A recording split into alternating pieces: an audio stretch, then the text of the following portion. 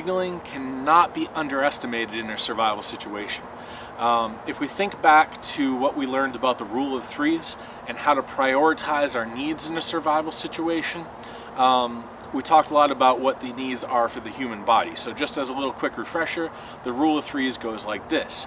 A human can survive for about 3 minutes without addressing major injuries such as a restricted airway or severe bleeding from a major artery. Basically, you have about 3 minutes before you pass out and possibly die due to those conditions.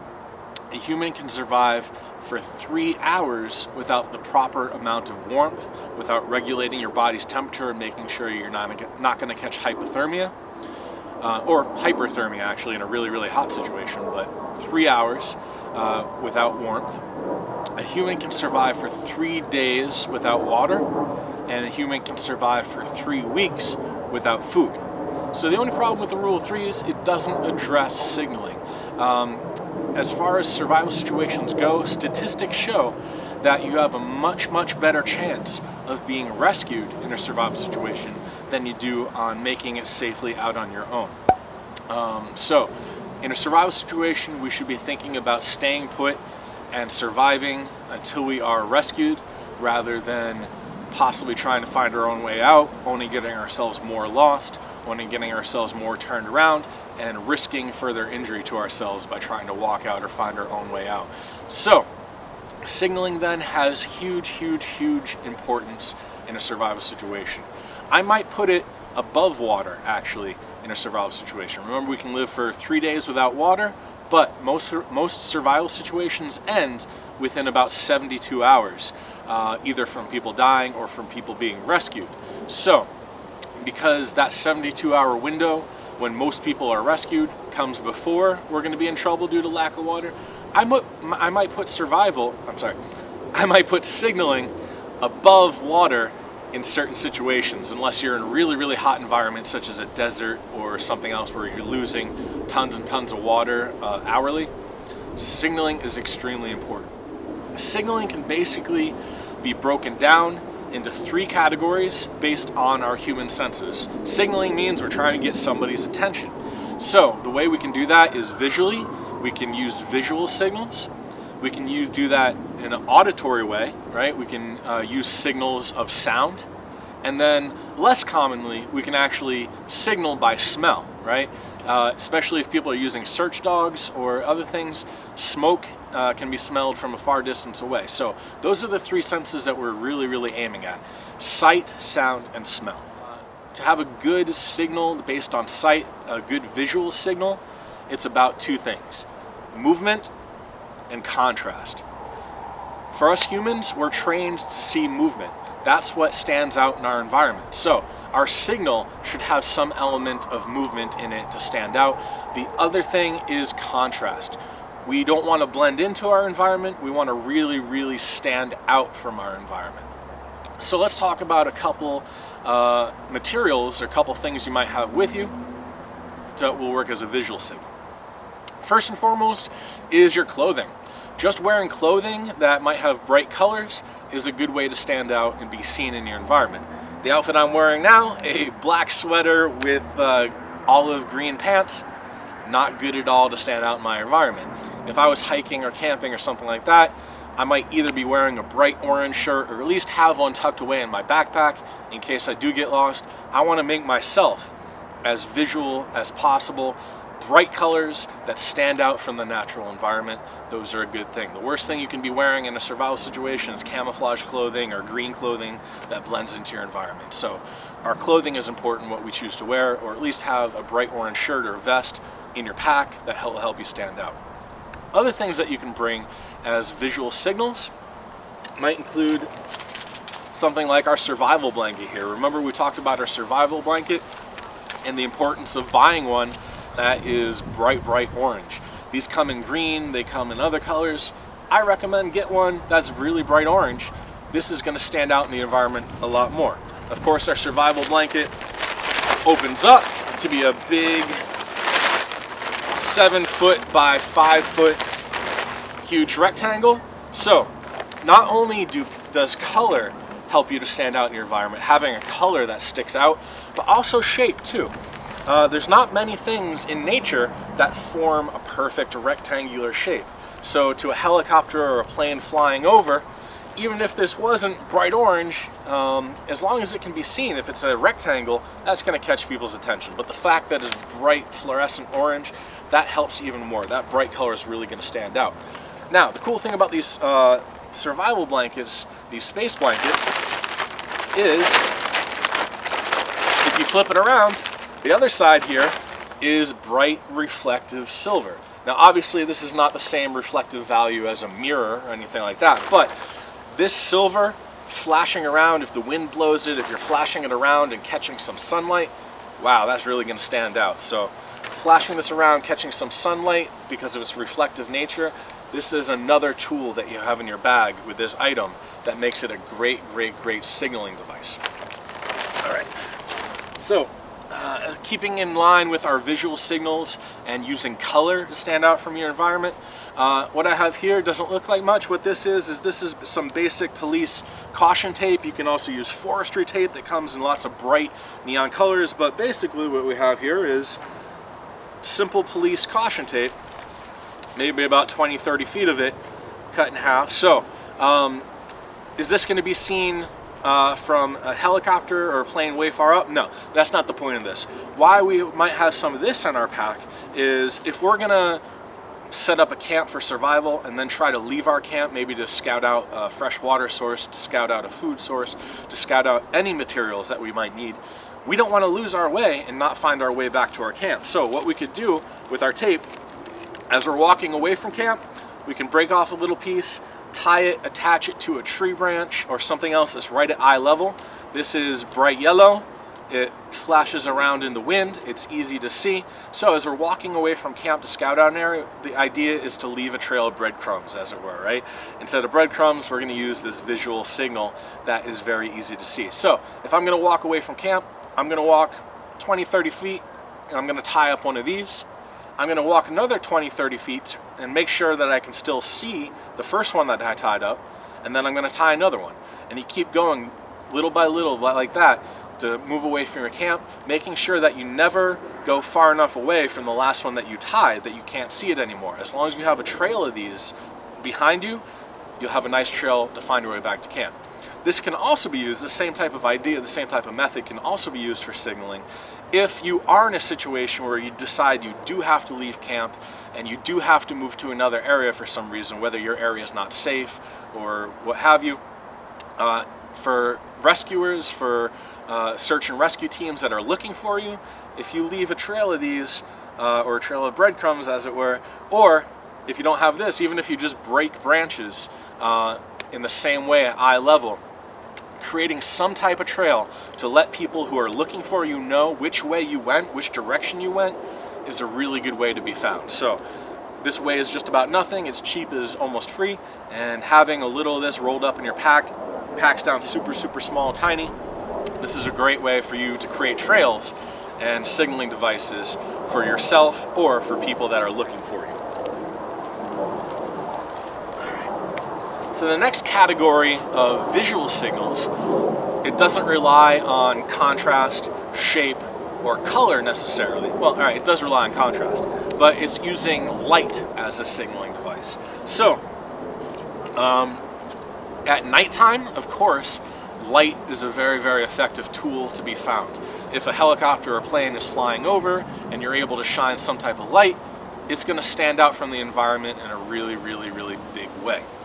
So during the nighttime, having something like a headlamp, this can really help signal in a lot of ways. Most headlamps actually even have this built-in flashing mode. Remember, we want whoever's looking for us to see patterns, to stand out. So if they only see our light once or twice, well, it's not going to stand out as well as a light that's flashing in a normal pattern. This does not really happen in nature. So having a flashing light, being able to use a bright light to aim up and point towards a helicopter or a plane, or even on the ground at people that might be coming to try to find us, is important. This light, however, doesn't help us too much in the daytime. So for that, we want to use reflective items to reflect the light of the sun. Remember, our sun, we're talking millions and millions and millions of candle power available to us, let's put it to use. So, one item that's extremely easy to carry in your bag at all times, have with you at all times, is a simple signaling mirror. These are not very expensive. They're very easy to pack down. They're very small. They don't take up much room. They don't cost a lot of weight. But if you have a sunny day where that sun is out and you have a mirror or something to signal with, you can use those millions of candle power that the sun is giving you, and you can redirect those to a plane, to a helicopter, to people on the ground, to anybody that might be searching for you. And this, on a clear sunny day, can be seen miles and miles and miles and miles away. This is an extremely strong light that we can use to stand out from our environment. So remember, in the world of survival, always groups of threes means I need help. So if we're going to flash a helicopter or a plane, you might want to do it 1, 2, 3 times. Pause 1, 2, 3 times. So don't worry, I'm going to show you how to use this, the proper technique and how to use this in just a second. But right now, know that redirecting the sunlight is an extremely powerful tool that we can use for signaling on a sunny day. Now, if you don't have that mirror with you, let's say you're in a survival situation that came up unexpectedly, not when you're hiking or camping, but anything that is extremely reflective on a sunny day can be used to signal. The back of your cell phone is a good example, or the front of your cell phone. Of course, it's not like a mirror, but having that shiny glass front on a cell phone, if you redirect the sunlight, that can work as a flash. Having a CD. If we were to take a CD out and use the back of that CD, that is extremely reflective. Of course, not exactly as reflective as a mirror, but is reflective enough that you'll get a really good bright flash from the sun, and you can actually even use the center as a sighting area that will help you. So, reflecting sunlight is another excellent visual signal that we can use to help ourselves be found.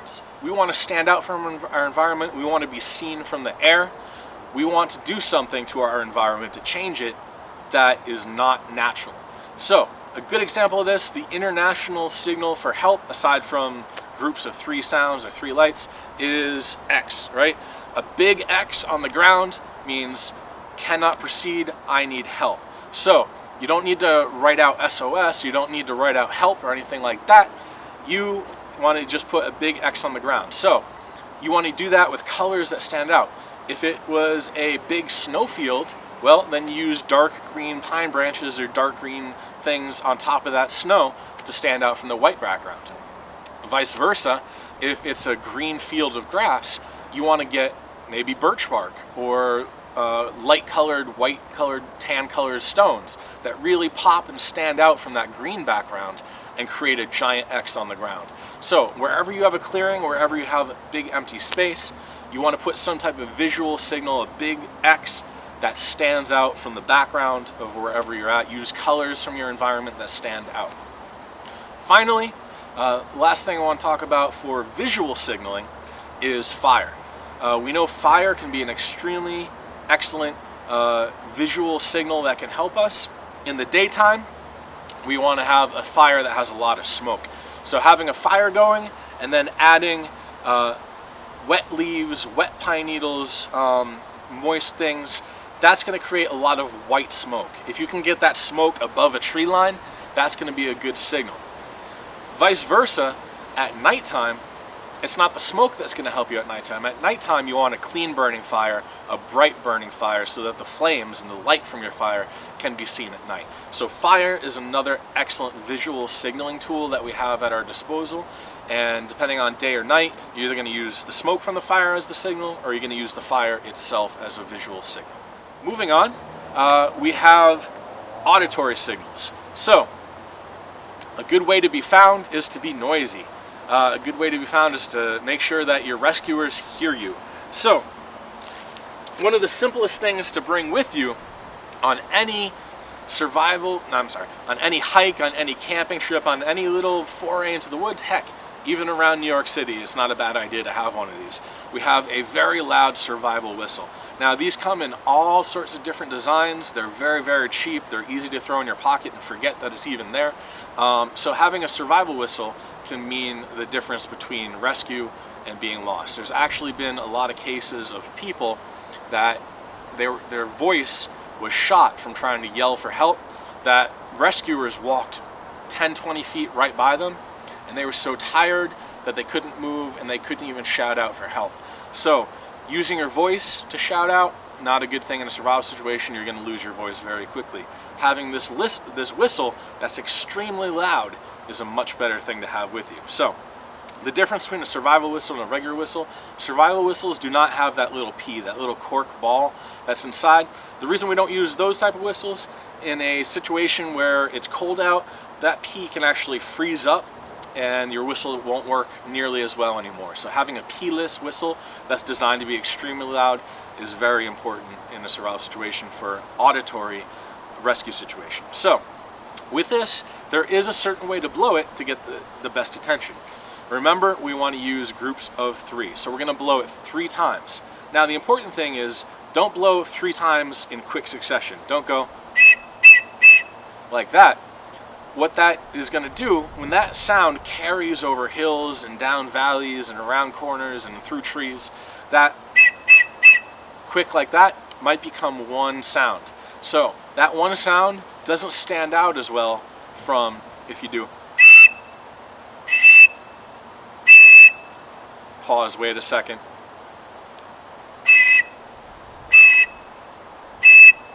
You want to make sure those 3 individual whistles stand out from each other, and that's going to be the signal that you need to send out.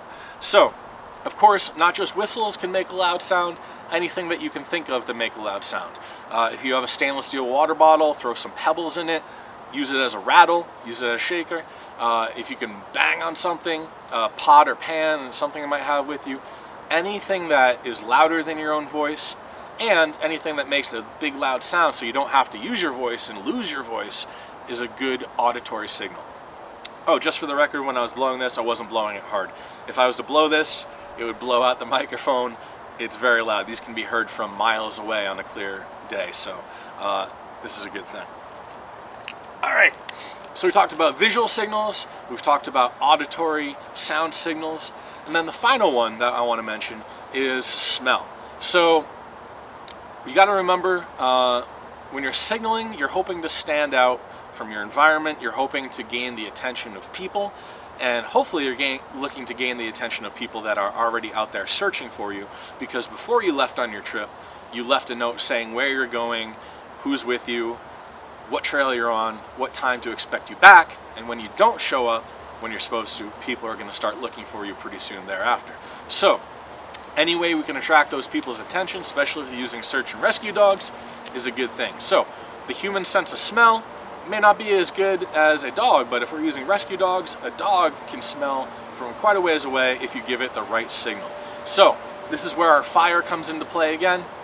If you get a fire going, and especially if you throw fragrant things on it, such as birch bark or pine needles or other things like that, that fire can actually be smelled from maybe a mile or 2 away by a human and much farther away than a dog. So relying on those senses, sight, sound, and smell, you want to use all those together. You want to signal as much as you can to be rescued. To be signaling, if you see a helicopter or a plane, or you might hear people or whatever, do all 3. Sight, sound, smell. If you can have multiple signal devices going on at the same time, that's the best plan. So do what you can to stand out from your environment, do what you can to be rescued, do what you can to be found, and having a few simple tools on you, a few simple things to bring with you, can help out a great deal in that situation.